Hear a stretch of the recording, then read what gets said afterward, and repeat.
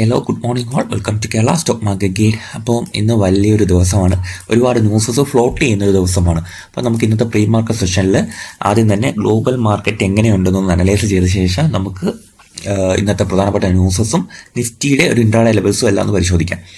ഡോ ജോൺസിൻ്റെ future trade ചെയ്ത് അവസാനിപ്പിച്ചത് അത്യാവശ്യം നെഗറ്റീവായിട്ടാണ്. ബട്ട് അതിനുശേഷം ഡോ ജോൺസിൻ്റെ ഫ്യൂച്ചർ നിലവിൽ നല്ല രീതിയിൽ പോസിറ്റീവ്ലി ട്രേഡ് ചെയ്യുന്നുണ്ട്. ഓക്കെ, യൂറോപ്യൻ മാർക്കറ്റ്സിൻ്റെ ക്ലോസിംഗ് നോക്കുകയാണെങ്കിൽ പോസിറ്റീവിലാണ്, നോട്ടിലാണ് ക്ലോസ് ചെയ്തേക്കുന്നത്.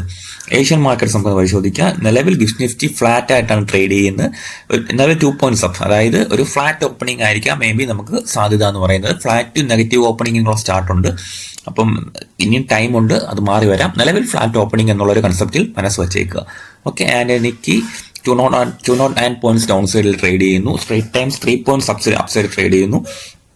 ഹാങ്സങ് 38 points ട്രേഡ് ചെയ്യുന്നു. Taiwan weighted 357 points upside trade ചെയ്യുന്നു. കോസ്പി 50 points അപ്സൈഡ് ട്രേഡ് ചെയ്യുന്നു. സോ ഒരു മിക്സഡ് സിഗ്നലാണ് ഏഷ്യൻ മാർക്കറ്റ്സ് നിലവിലെ അവസ്ഥയിൽ മൺഡേ എന്നൊരു ദിവസത്തിൽ തരുന്നത്.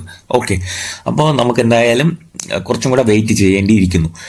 നിഫ്റ്റിയുടെ ചാർട്ടിലേക്ക് നമുക്ക് പോകാം. നിഫ്റ്റിയുടെ ചാർട്ട് പരിശോധിക്കുമ്പോൾ നമ്മൾ വീക്കിലി വീഡിയോയിൽ പറഞ്ഞിരുന്നു, ഇതാണ് ഒരു സപ്ലൈ സോണായിട്ട് 24,568 നിൽക്കാനായിട്ടുള്ള പോസിബിലിറ്റി ഉണ്ട്. ഡിമാൻഡ് ഏരിയാസ് ആയിട്ട് നിൽക്കാൻ പോസിബിലിറ്റി ഉള്ള സോൺ എന്ന് പറഞ്ഞാൽ 23,690 ആണ്. അതായത് വലിയൊരു ക്രാഷ് ഉണ്ടായാൽ പോലും ഈ ഒരു ഏരിയയിൽ നിന്ന് മാർക്കറ്റ് റിവേഴ്സൽ നമുക്ക് മാനസികമായി പ്രതീക്ഷിക്കാം. ഓക്കെ, ഇപ്പോൾ 15 മിനിറ്റ് ചാർട്ടിൽ പോയി ഇൻട്രാഡേ ലെവൽസ് നമുക്ക് പരിശോധിക്കാം. ഇൻട്രാഡേ ലെവൽസിൽ നമുക്ക് പരിശോധിക്കുമ്പോൾ നമുക്ക് മനസ്സിലാവുന്ന കാര്യം എന്താണ്, മാർക്കറ്റിൽ ഒരു മേജർലി ഉള്ളൊരു സപ്ലൈ സോൺ ഉണ്ടായിരുന്നു. ഓക്കെ, ആ ഒരു സപ്ലൈ സോണിൽ നിന്നാണ് മാർക്കറ്റ് തിരിച്ച് ബ്രേക്ക് ചെയ്തു ഒരു ഗ്യാപ്പ് അപ്പ് വന്നു. ആൻഡ് ഗ്യാപ്പ് അപ്പ് സസ്റ്റെയിൻ ചെയ്യാനായിട്ട് ശ്രമിക്കുന്നത്. നമുക്ക് ഈ ഒരു ഏരിയ മാർക്കറ്റിൻ്റെ ഒരു പ്രധാന സോണായിട്ട് ആക്ട് ചെയ്യാനുള്ള പോസിബിലിറ്റി ഉണ്ട്. ആൻഡ് അവിടെ നിന്നും ഈ ഒരു ഏരിയ, സോ നമുക്ക് 2 സോൺ ആദ്യമേ ഒരു ഡിമാൻഡ് സോണായിട്ട് ആക്ട് ചെയ്യുമെന്ന് പ്രതീക്ഷിക്കാം. ആദ്യം 24,253 എന്ന് പറയുന്ന സോൺ ഡിമാൻഡ് ഏരിയ ആയിട്ട് ആക്ട് ചെയ്യാൻ പോസിബിലിറ്റി ഉണ്ട്. അവിടെ നിന്നും ഈ ഒരു ഗ്യാപ്പ് വന്ന ഈ സോൺ 24,165 മാർക്കറ്റിന്റെ ഒരു നല്ല റിവേഴ്സൽ സോണായിട്ട് ആക്ട് ചെയ്യാനുള്ള പോസിബിലിറ്റി ഉണ്ട്.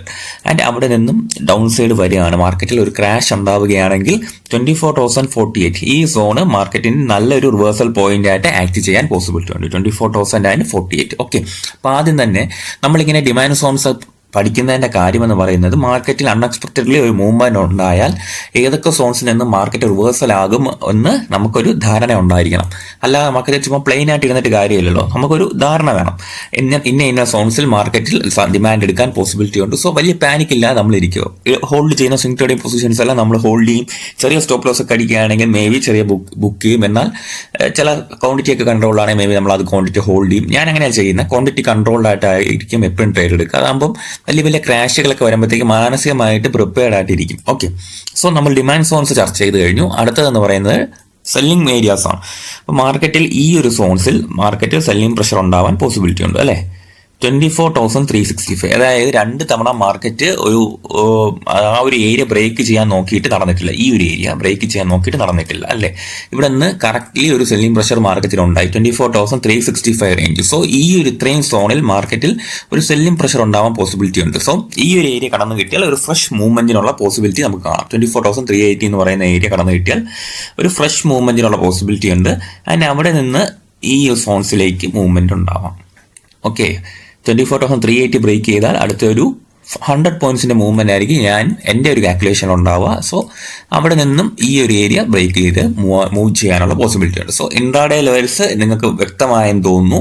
അപ്പോൾ ഇത്രയും ഏരിയ ബ്രേക്ക് ചെയ്ത് കഴിഞ്ഞാൽ 24,604ലേക്ക് ഒരു മൂവ്മെന്റും ഉണ്ടാവാം. സോ ഇങ്ങനത്തെ കുറച്ച് കാര്യങ്ങളിൽ എപ്പോഴും ഒരു ധാരണ ഉണ്ടാവണം. നമ്മൾ ഡിമാൻഡ് ഏരിയയും സപ്ലൈ ഏരിയയും മാർക്ക് ചെയ്തിടണം. നിഫ്റ്റിയിൽ നമ്മളിപ്പം ഓപ്ഷൻ ട്രേഡർ ആവണമെന്നില്ല, മറിച്ച് ഒരു സ്വിംഗ് ട്രേഡറാണ്, ഒരു സ്റ്റോക്സിൽ എടുക്കുന്ന ട്രേഡർ ആണെങ്കിൽ നമുക്ക് ഇങ്ങനത്തെ സ്ഥലങ്ങളിൽ ഒരു ധാരണ വേണം. ഓക്കെ, അപ്പോൾ ഇന്ന് ഒരുപാട് ന്യൂസസ് ഫ്ലോട്ട് ചെയ്യുന്നുണ്ടെന്ന് ഞാൻ ആദ്യം പറഞ്ഞിരുന്നു. ക്വാർട്ടർലി ബിസിനസ് അപ്ഡേറ്റുകൾ വരുന്നുണ്ട്. ഒരുപാട് കമ്പനികളുടെ HDFC ബാങ്കിന്റെ ഗ്രോസ് അഡ്വാൻസ് ഗ്രോ ചെയ്തു, ഡെപ്പോസിറ്റ് ഇൻക്രീസ് ചെയ്തെന്ന ന്യൂസ് ഉണ്ട്. കൊട്ടക് മഹീന്ദ്രയുടെ ഡെപ്പോസിറ്റ് ഇൻക്രീസ് ചെയ്തു, നെറ്റ് അഡ്വാൻസ് ഓവർ ചെയ്തു ന്യൂസ് ഉണ്ട്. ഇൻഡസ്ഇൻഡ് ബാങ്കിന്റെ ആണെങ്കിൽ നെറ്റ് അഡ്വാൻസ് ഫോളോ ചെയ്തിട്ടുണ്ട്, ഡെപ്പോസിറ്റ്സ് റൈസ് ചെയ്തിട്ടുണ്ടെന്നുള്ള ന്യൂസ് ഉണ്ട്. യെസ് ബാങ്ക് ഇപ്പം പലരുടെയും ഒരു കാഴ്ചപ്പാടുള്ള സ്റ്റോക്കാണ്. ലോൺ ആൻഡ് അഡ്വാൻസ്മെന്റ് സർജ് ചെയ്തിട്ടുണ്ട്, ഡെപ്പോസിറ്റ് ജമ്പ് ചെയ്തിട്ടുണ്ടെന്നുള്ള ന്യൂസാണ്. 2.75 lakh crore നിന്ന് 3.15 lakh crore ഡെപ്പോസിറ്റ്സ് ജമ്പ് ചെയ്തിട്ടുണ്ട്. ക്രെഡിറ്റ് എക്സസ് ഗ്രാമീണിന്റെ ഡിസ്ബേഴ്സ്മെന്റ് സോർ ചെയ്തിട്ടുണ്ട്, ബോറോർ അഡിക്ഷനും സ്പൈക്ക് ചെയ്തിട്ടുണ്ട്. സോ ബാങ്കുകളെല്ലാം പുതിയ പോസിറ്റീവായിട്ടുള്ള ബിസിനസ് അപ്ഡേറ്റുകളാണ് വരുന്നത്. കരൂർ വികാസ ബാങ്കിന്റെയും ഉത്കർഷ് സ്മോൾ ഫിനാൻസ് ബാങ്കിന്റെയും Q1 വന്നിട്ടുണ്ട്. ടോട്ടൽ ബിസിനസ്സും രണ്ടിന്റെയും അഡ്വാൻസസും സോർ ചെയ്തിട്ടുള്ള ന്യൂസ് ഉണ്ട്. ബന്ധൻ ബാങ്കിന്റെ ആണെങ്കിൽ ലോൺസ് ആൻഡ് അഡ്വാൻസസ് സൂം ചെയ്തിട്ടുണ്ട്, ടോട്ടൽ ഡെപ്പോസിറ്റ്സ് ഗ്രോ ചെയ്തിട്ടുണ്ട്, CACA ഡെപ്പോസിറ്റ്സ് ഗ്രോ ചെയ്തിട്ടുണ്ട്. ആൻഡ് RBL ബാങ്കിന്റെ നോക്കിയാൽ ടോട്ടൽ അഡ്വാൻസ് ഗ്രോ ചെയ്തിട്ടുണ്ട്, ഗ്രോസ് അഡ്വാൻസ് ജമ്പ് ചെയ്തിട്ടുണ്ട്. സോ ടോട്ടലി ബാങ്കുകൾ അത്യാവശ്യം നല്ല രീതിയിലുള്ള ബിസിനസ് അപ്ഡേറ്റുകൾ വന്നിട്ടുണ്ട്. ടോട്ടലി ഒരു സ്മോൾ ഫിനാൻസ് ബാങ്കിന്റെയും നല്ല റിസൾട്ടുകളാണ് പുറത്തു വരുന്നത്. ഓക്കെ, അപ്പോൾ സെൻഗോ ഗോൾഡിന്റെ revenue grows 60%, retail revenue increase ചെയ്ത് 48%. സോ ഞാൻ അതാണ് പറയുന്നത്, നമുക്ക് മാർക്കറ്റിനെ സപ്പോർട്ട് ചെയ്യുന്ന ഒരുപാട് കാര്യങ്ങൾ ഫ്ലോട്ട് ചെയ്യുന്നുണ്ട് ന്യൂസായിട്ട്.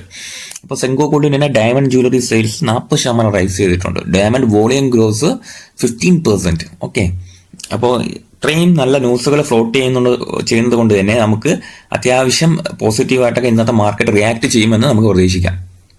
ഓക്കെ, പിന്നെ ശക്തി പമ്പ്സിന് ലെറ്റർ ഓഫ് എംപാനൽമെന്റ് വന്നിട്ടുണ്ട്. മഹാരാഷ്ട്ര സ്റ്റേറ്റ് ഇലക്ട്രിസിറ്റി ഡിസ്ട്രിബ്യൂഷൻ കമ്പനിയിൽ നിന്ന് 15,000 off grid solar photovoltaic water pumping systems build ചെയ്യാനും എക്സിക്യൂട്ട് ചെയ്യാനും ഒക്കെ വേണ്ടിയിട്ടാണ്. GK എനർജിക്ക് അതേപോലെ ഓർഡേഴ്സ് പുതിയതായിട്ട് വരുന്നുണ്ട്. പിന്നെ റുബിക്കോൺ റിസർച്ചിന്റെ US FTA ഭാഗമായിട്ട് ഒരു ഇൻസ്പെക്ഷൻ നടക്കാൻ പോകുന്നുണ്ട്. അപ്പോൾ ഇങ്ങനത്തെ ന്യൂസസ് പുതിയതായിട്ട് ഫ്ലോ ചെയ്യുന്നുണ്ട് ഓരോ കമ്പനികളിലും. NBCC ഇന്ത്യക്ക് പുതിയ ഓർഡേഴ്സ് സെക്യൂർ ചെയ്തിട്ടുണ്ട് 132 കോടിയുള്ളത്.